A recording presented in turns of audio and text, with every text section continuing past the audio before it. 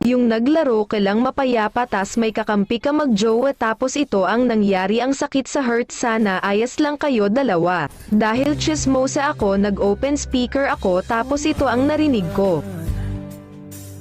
4 years na, diba? 4 years na yung nakalipas.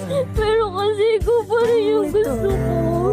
Wala akong ibang gusto. Hindi ko makita yung sarili ko sa iba. Hindi ko maramdaman yung happiness na naramdaman ko sa'yo before. But I'm trying naman eh. Nasabi ko naman sa'yo, pinipilit ko naman kalimutan ka na eh. Kasi napapagod na rin ako. Nahihirapan na rin ako. Okay naman tayo, diba? Hindi naman tayo lagi nag-aaway. Wala nga, ano po yun? We're okay eh.